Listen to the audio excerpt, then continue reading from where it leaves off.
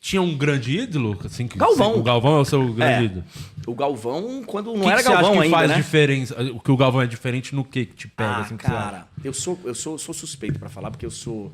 86, vocês não eram nem nascidos. Não, eu sou 8-9. Então, 8-2. Então, em 1986, na Copa do Mundo do México, é a Copa que o Luciano sai da Globo. Sim. O Luciano sai da Globo, vai pra Bandeirantes, né, na época, e fica ali a expectativa de quem vai narrar o Brasil na Copa. E eu, cara, já era um maluco fã do Galvão Bueno, e a Globo faz uma opção pelo meu segundo grande ídolo, que é o Osmar Santos. Sim. Que tava no rádio, na Rádio Globo. E aí coloca o Osmar pra narrar os jogos do Brasil naquela Copa. E eu fiquei triste. O Galvão narra um jogo naquela Copa do Brasil, que é Brasil e Argélia, na fase de classificação, 1-0.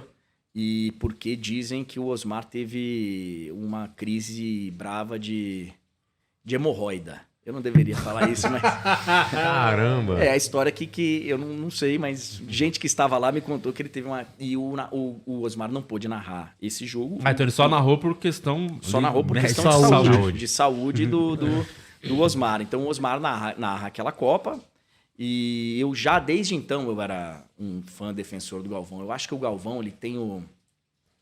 Porque assim, o Luciano ele tinha uma voz muito forte. Muito forte. E o Luciano, dessa época, ele lembrava muito a maneira que nós, do esporte interativo, depois passamos a narrar futebol. O Luciano narrava num outro... Não gritava que nem a gente... Mas o tom era lá em cima. O Luciano sempre narrou lá em cima. E o Galvão, não. O Galvão, ele não tinha o poder vocal, apesar de ter um vozeirão. Sim. Ele tem mas ele não tinha o gol tão comprido. Ele não tinha uma explosão de voz. Ele tinha o muito comprido. Então, ele passou a utilizado... Então, o Galvão, ele passou a usar do discurso, da maneira como fala, da impostação. E o Brasil, vem! Aquele drama que ele criava na transmissão pela maneira... Pra que passar emoção, né? Isso. Que era o que mais me aproximava do rádio. Que era o que Ele não narrava do jeito do rádio. Mas ele brincava com as palavras e com o modo de falar que é da onde eu me apaixonei pela transmissão esportiva, que é do rádio. O Osmar é um baita narrador. Pô, o discurso pós-gol do Osmar, maravilhoso. Sabe? De falar, a torcida do Corinthians, as bandeiras estão tremulando. O Santos... Cria uma história, né? Na tua cabeça. Exatamente. Tipo, ele cria a imagem na tua cabeça. E o Galvão fazia isso, sempre fez. O Galvão, sabe, o Brasil martelava, tal, aí veio a bola, Romário atravessou o oceano para poder salvar o Brasil. Tal. Então, tinha um negócio do Galvão que lúdico. E que me fascinou, e eu sou fã dele até hoje muito, assim, não é pouco, não. E ele marcou não só com futebol. É uma coisa que você tem uma vontade de ir para outros esportes, mais poder transmitir outros esportes? Eu tive a chance, cara, eu narrei muita coisa na época aí de esporte interativo. Eu narrei vôlei, eu narrei basquete, eu narrei o título mundial de handebol feminino do Brasil, eu narrei futebol americano, eu narrei algumas coisas. Eu gosto, cara, de narrar basquete. Especialmente gosto. Basquete, vôlei e handebol são esportes legais porque... Tá sempre acontecendo coisa, né? O futebol americano deve ser meio chato, né? Então, futebol americano, eu não sou um grande fã do esporte. Eu narrei Fórmula 1 também. Eu não sou um grande fã de futebol americano. Dos esportes americanos, quando eu morei lá, foi o que eu menos me empolguei. Mas ali eu narrei acho que 4 ou 5 Super Bowls. E eu virei fã enquanto eu tava... Porque aí você vai aprendendo os detalhes, as dicas, os bastidores. Aí você acaba se apaixonando, se envolvendo. Mas parei de narrar...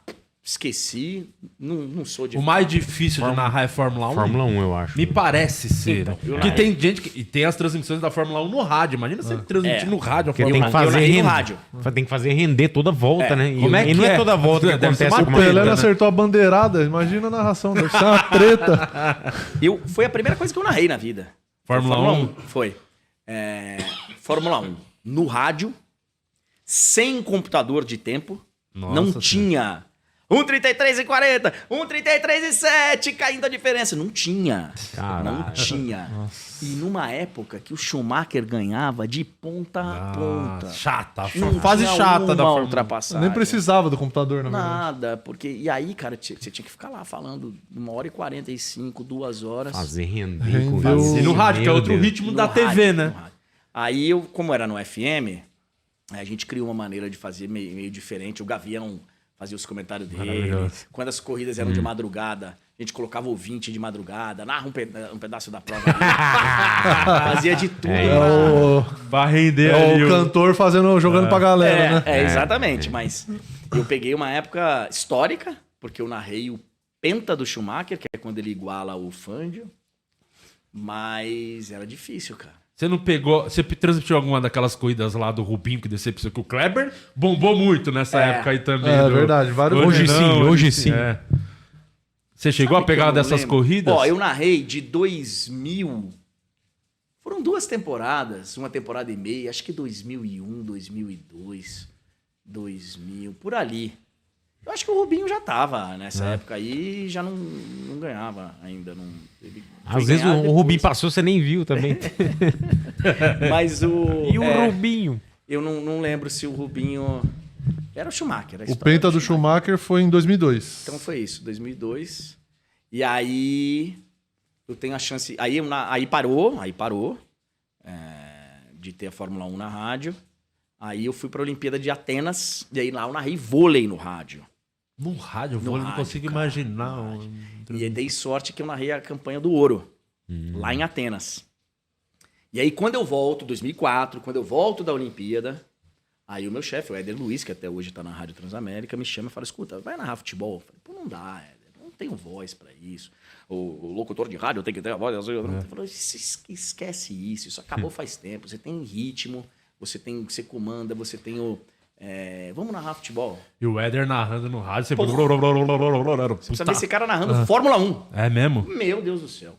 Meu Deus do céu, o que o Éder narrou de Fórmula 1, ele narrou o trio do Senna, narrou o título, o último Muito do bom, Piquet. fudido, Ele fudido. é maravilhoso. E isso também me prejudicou, né? Porque eu, quando comecei a narrar no rádio, queria narrar que nem ele. Que é a referência ali, né? mas não dava. Não tem como. Não dava. Aí eu fui narrar um Santos e Guarani. Foi o primeiro jogo que eu narrei na vida. Olha, Guarani por isso que deu Santos. sorte. Logo o Peixão. 1-0 pro Santos.